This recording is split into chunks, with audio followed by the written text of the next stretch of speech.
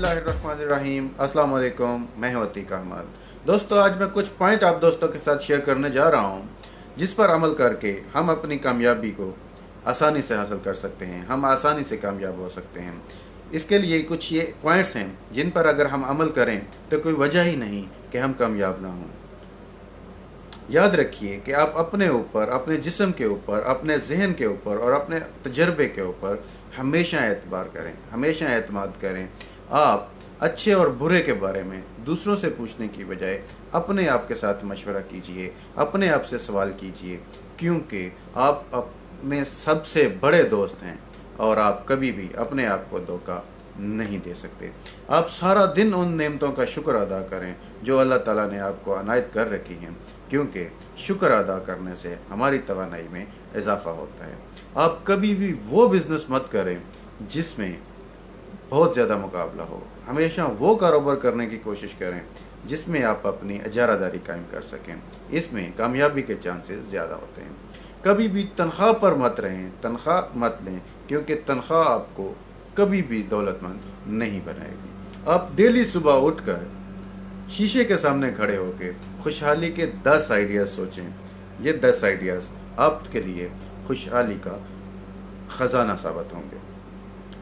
आप हमेशा उन लोगों को वक्त दें जो आपसे मोहब्बत करते हैं, जो आपसे प्यार करते हैं, ना कि उन लोगों के लिए जिनके लिए आप वक्त हैं और जिनके लिए आपके होने या ना होने से कोई फ़र्क नहीं पड़ता।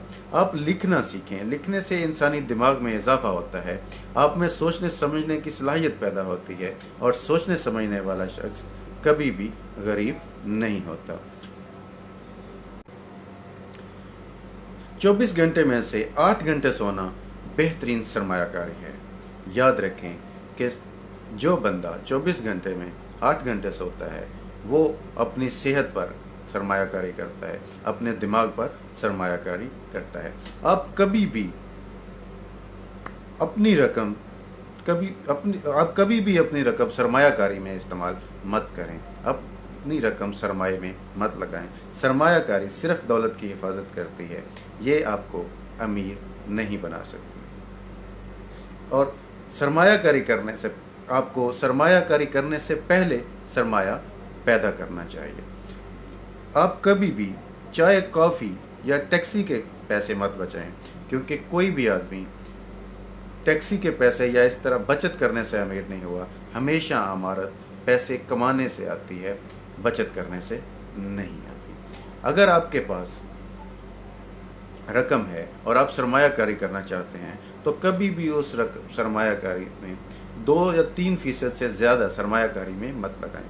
95 से 97% रकम हमेशा अपने पास रखें, अपनी जेब में रखें।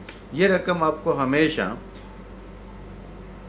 एक हिफाजत की या एक बड़ा आदमी होने की, एक दौलतमंद आदमी होने की यकीन दहानी करवाएगी।